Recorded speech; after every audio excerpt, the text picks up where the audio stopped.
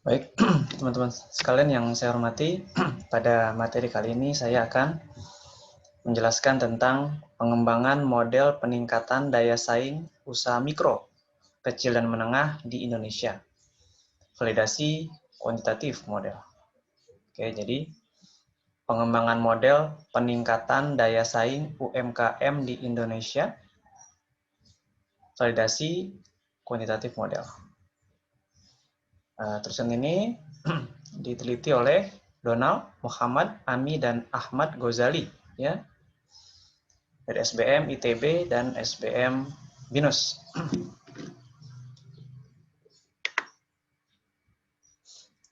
Tulisan ini telah dipublikasikan di Jurnal Manajemen Teknologi, volume 15, nomor 1, tahun 2016.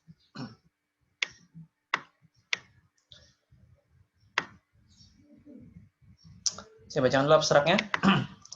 Usaha mikro, kecil, dan menengah memiliki potensi dalam meningkatkan pendapatan serta penyerapan tenaga kerja. Nah, jadi memang potensi yang besar yang dimiliki oleh UMKM ini mampu memberikan kontribusi yang signifikan terhadap pendapatan dan penyerapan tenaga kerja. Sini dikatakan, kendala baik secara internal maupun eksternal masih banyak dialami oleh UMKM sehingga dinilai belum berdaya saing yang tinggi untuk kemudian mendorong pertumbuhan ekonomi serta pendapatan masyarakat. Nah, jadi memang ya tidak hanya UMKM tentunya ya. Setiap organisasi, setiap usaha memiliki permasalahan baik internal maupun eksternal. Ya, namun ya kita harus hadapi dan carikan solusi untuk mengatasi permasalahan tersebut. Terdapat beberapa faktor yang diperkirakan dapat meningkatkan daya saing UMKM. Ya, jadi memang ada banyak faktor. Utamanya dan yang terpenting adalah kualitas dari produk dan jasa yang ditawarkan. Sejauh mana mutu dan nilai jual dari produk dan jasa yang ditawarkan itu mampu ya memuaskan kebutuhan pelanggan, ya, mampu memuaskan kebutuhan konsumen, utamanya mampu mengatasi permasalahan masyarakat. Nah, ini yang menjadi tugas kita bersama selaku calon-calon pengusaha, ya, atau yang telah memiliki usaha, untuk sama-sama kita mempersiapkan produk yang akan kita buat, ya, jasa yang akan kita tawarkan sehingga memiliki kualitas terbaik. Kemudian pendahuluan, ya, di sini dikatakan peran UMKM dalam meningkatkan pendapatan serta penyerapan tenaga kerja, ya, memiliki peran yang sangat signifikan. Tercatat Kementerian Koperasi dan Usaha Kecil Menengah pada tahun 2014 menyatakan kontribusi UMKM dalam PDB pada tahun 2013 mencapai 57,56%. Dari total PDB nasional dengan jumlah usaha sebanyak 57,9 juta unit. Atau 99% dari total unit usaha yang ada. Jadi memang di tahun 2013 saja kontribusi usaha mikro, kecil dan menengah pada produk domestik bruto Indonesia mencapai hingga separuh lebih, ya, 57,56%. Di sini mengindikasikan pentingnya usaha mikro, kecil dan menengah untuk bisa ditingkatkan keahlian, ya, untuk dapat dibantu pendanaannya. Nah, jadi memang apalagi sini katakan jumlah usahanya 57,9 juta unit, ya, atau 99% dari total unit usaha yang ada. Bahkan UMKM mampu menyerap 97%, ya, dari total tenaga kerja di Indonesia. Nah, dari data ini kita bisa dengan mudah, dengan mudah bahwa UMKM ini sangat penting bagi keberlangsungan ekonomi di Indonesia. Usaha mikro, kecil, dan menengah itu merupakan pondasi awal dari terciptanya transaksi keuangan, akumulasi transaksi keuangan dari mereka, dari orang-orang yang menjualan kuliner, fashion,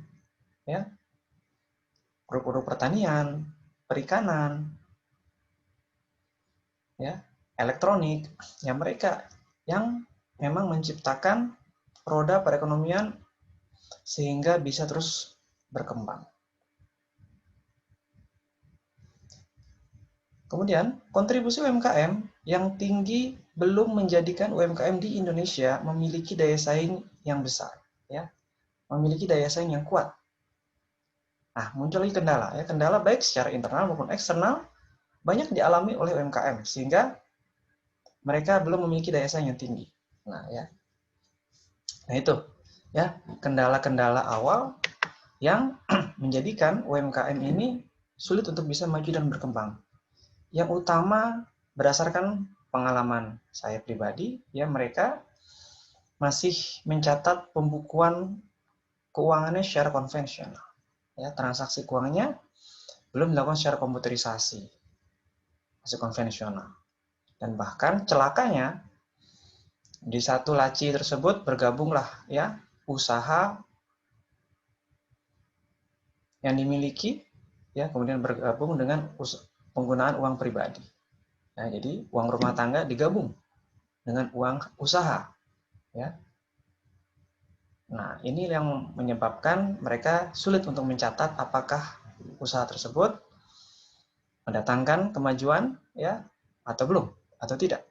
Nah, ini harus dipisah antara keuangan pribadi dengan keuangan perusahaan. Itu memang harus ada garis yang sangat jelas. Sehingga ada perbedaan antara uang hasil usaha dengan uang pribadi. Pencatatannya juga harus dilakukan secara terpola dan terstruktur menggunakan software yang menggunakan aplikasi. Jika itu tidak dilakukan, maka tentu pihak perbankan, lembaga keuangan formal atau lembaga keuangan non formal akan sulit bisa percaya karena mereka tentu akan melihat bagaimana prospek ke depan. Kalau usaha tersebut dibiayai, apakah akan menguntungkan atau biasa-biasa saja atau bahkan merugikan. Mereka salah satunya ukurannya dilihat dari laporan keuangan perusahaan, dilihat dari laporan keuangan usaha. Bagaimana tren penjualannya setiap bulan? Apakah mengalami peningkatan, stagnan, atau justru mengalami penurunan? Nah, jadi kelayakan kredit yang akan diterima oleh UMKM dalam bentuk akses keuangan, kemudian akses keuangan itu diawali oleh pencatatan laporan keuangan yang rapi. Kemudian, sini dikatakan,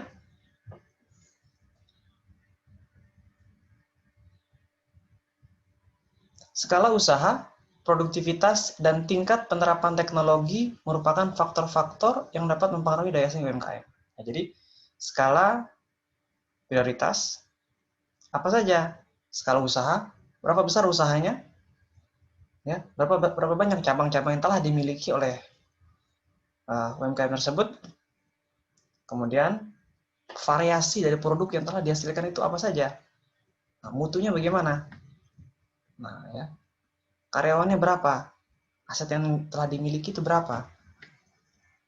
Nah, itu menjadi ukuran awal dari keberhasilan UMKM. Yang kedua, produktivitas. Ini tercermin dari jumlah penjualan, sales growth. Sales growth itu seperti apa? Perbandingan antara jumlah hutang dengan asetnya bagaimana? Jumlah utang dengan uang kasnya seperti apa? Yang ada di peti cash. Nah, ini menjadi ukuran awal dari potensi produktivitas yang akan terus mengalami peningkatan atau justru mengalami penurunan ke depan. Kita bisa tahu dari ukuran-ukuran sederhana, dari kedisiplinan karyawan, dari produktivitas marketing. Oke? dari pencapaian target. Hal itu menjadi barometer bahwa perusahaan tersebut layak untuk dibiayai. Yang ketiga adalah tingkat penerapan teknologi. Nah, ya, apalagi zaman saat ini, di mana teknologi itu sangat membantu masyarakat untuk bisa mendapatkan informasi, ya, untuk bisa bertransaksi keuangan, untuk bisa berbelanja, untuk bisa meminjam uang, untuk bisa mendapatkan informasi apapun melalui telepon pintarnya.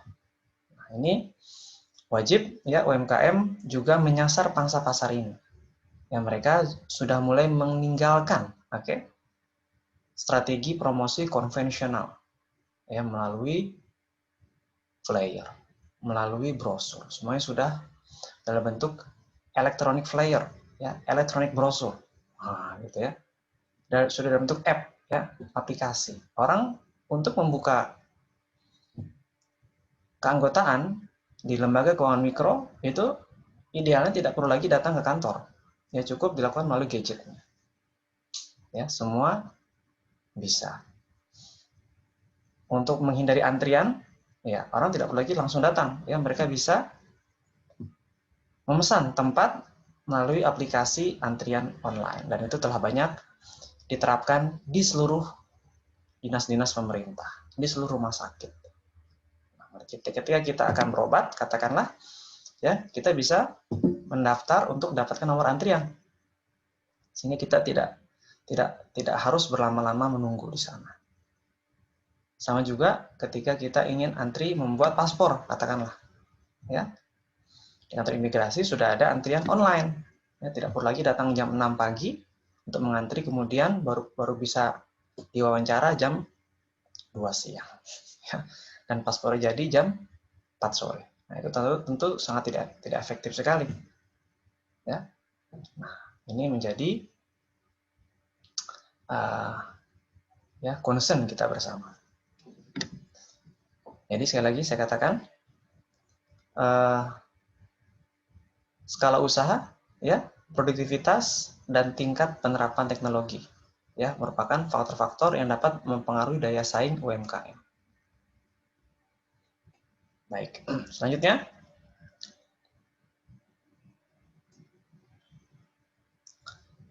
kita beralih ke halaman selanjutnya.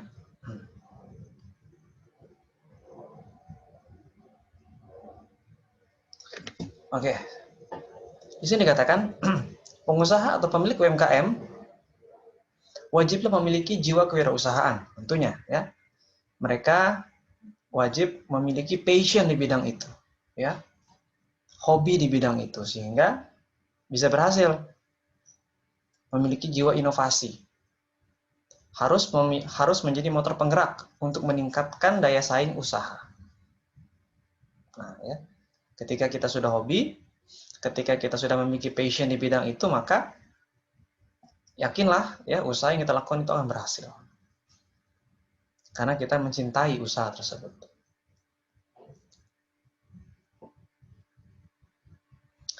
Apa saja karakter penting yang harus dimiliki oleh kita selaku calon-calon pengusaha ataupun yang telah memiliki usaha?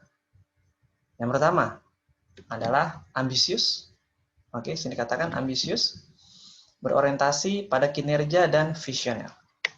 Ya, ambisius. Kemudian ya harus memiliki ambisi. Ya, ambisinya menjadi motor penggerak mereka. Ya, menjadi motor penggerak kita untuk kita bisa mencapai target-target yang lebih tinggi. Oke, perencanaan-perencanaan yang lebih besar. Tentu berorientasi pada kinerja. Ya, seperti apa kinerjanya? Jangan sampai kita merekrut karyawan, merekrut orang yang justru banyak izinnya, ya, datang terlambat, ya, izin terus, izin ini, izin itu, ya, sakit terus, gitu ya, tidak bisa menjaga kesehatannya. Tentu karyawan seperti itu tidak layak untuk dipertahankan. Kita mencari karyawan yang harus bisa disiplin setiap hari, oke, badannya sehat terus dan target tercapai terus. Nah, itu ya. Terus itu karyawan yang langka. Dia juga harus jujur, disiplin, dan bertanggung jawab. Nah ini, itu layak dibayar dengan gaji yang mahal. Jangan sampai datang sering terlambat, banyak izin, surat sakit, gitu ya, dan tidak ada kompetensi khusus di dalam. Nggak bisa. Karena seperti itu harus segera diganti ya dengan karyawan yang memiliki potensi menguntungkan bagi organisasi.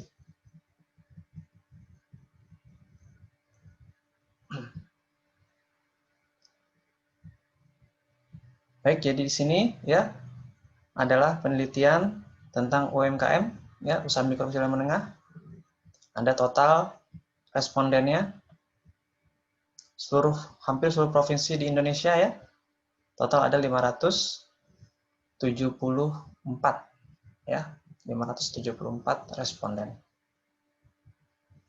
Dari total mulai Aceh hingga Kalimantan Selatan ya, ada 19 provinsi di Indonesia. Hasilnya bagaimana? Kita lihat hasilnya. Saya tidak akan jelaskan ya model-model penelitiannya karena ini ke mata kuliah metodologi penelitian dan statistik bisnis. Itu teman-teman nanti akan dapatkan.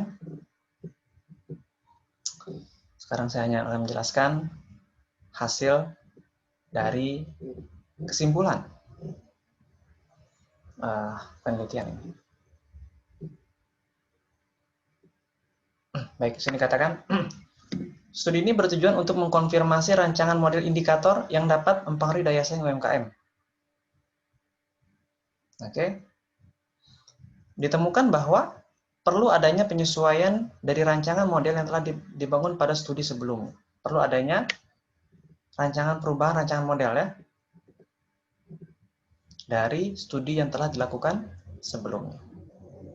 Kemudian berdasarkan data primer ya dari total 19 provinsi terlihat bahwa model yang telah dirancang pada studi sebelumnya masih perlu divalidasi secara kuantitatif dan terkonfirmasi secara statistik sehingga perlu dibuat modifikasi atas model tersebut. Nah, ya, jadi memang tentu harus ada bahan evaluasi ya dari model-model bisnis yang telah kita buat sebelumnya. Pada akhirnya terdapat 6 variabel utama yang membentuk daya saing UMKM. Ketersediaan dan kondisi lingkungan usaha, kemampuan usaha, kebijakan dan infrastruktur, riset dan teknologi, dukungan finansial dan kemitraan, serta variabel kinerja. Nah, jadi ada 6 variabel yang menjadi tolak ukur bahwa usaha yang kita jalankan ini memiliki daya saing, ketersediaan dan kondisi lingkungan usaha. Bagaimana ketersediaan SDM? Bagaimana ketersediaan bahan mentahnya? Bagaimana pemasoknya? Nah ya, kalau kita dalam bentuk pabrik ya, usaha. Ya, kalau kita dalam bentuk usaha kecil seperti jualan kuliner seperti mie ayam, bakso, ya, buka restoran, buka warung kopi, ya kita juga wajib memperhatikan stok barang. Ya. Stok pengirimannya seperti apa? Lokasinya bagaimana? Apakah mudah dijangkau ataupun tidak? Nah, lalu kondisi lingkungan usaha. Apakah mendukung? Ya. Usaha yang kita lakukan? Bagaimana kalau kita buka usaha di mall? Ya, sewa booth di mall. 30 juta satu bulan. Gimana? Atau sewa di bandara. Sekian puluh juta satu bulan. Atau sewa di Jalan Besar Ayani. Ya. Sewa sekitar 250 sampai 300 juta satu tahun. Nah, itu menjadi tolak ukur awal potensi dari ya lokasi yang kita pilih atau kondisi lingkungan usaha. Semakin ramai, maka potensi keberhasilan akan semakin tinggi. Kemampuan usaha seperti apa? Kebijakan, infrastruktur, riset, dan teknologi. Nah, terakhir baru dukungan finansial. Nah, ya ini yang terakhir, dukungan finansial dan kemitraan. Nah, ya, jadi modal itu bukan faktor penghalang kita untuk tidak mau berusaha. Dan modal bukan faktor keberhasilan suatu usaha, ya. Jangan salah. Ya. Modal bukan menjadi faktor keberhasilan. Banyak juga orang yang buka usaha 3 bulan tutup. Banyak juga orang yang buka usaha kecil-kecilan dalam waktu 10 tahun bisa membeli yang menjadi sekian ruko. Nah, itu bukan menjadi tolak ukur. Ya, modal itu tidaklah menjadi tolak ukur. Banyak orang yang punya banyak uang, ketika mereka mensewa ruko, ya 1 tahun, katakanlah sewanya 300 juta, 400 juta setahun, itu tidak sampai setahun, 6 bulan atau 7 bulan, tutup. Ya, rukonya disewakan kembali. Ya kan? Nah, atau buka toko di mall, ya. Saya sekian puluh juta 1 bulan. Ya, banyak juga yang tutup dan tidak sedikit juga yang tetap bisa bertahan. Nah, jadi memang yakinlah fakta telah membuktikan bahwa dukungan finansial itu, modal itu bukan faktor yang menyebabkan keberhasilan suatu usaha. Namun apa? Yang pertama, nah di sini ketersediaan, lingkungan, kondisi lingkungan usaha, kemampuan usaha, kebijakan, infrastruktur, riset dan teknologi, nah baru dukungan finansial. Nah, ya tidak langsung finansialnya, tapi harus melewati tahapan-tahapan seperti ya ketersediaan, kondisi lingkungan usaha, bagaimana strateginya, kemampuan usaha, dan seterusnya. Baik, semoga bermanfaat. Terima kasih.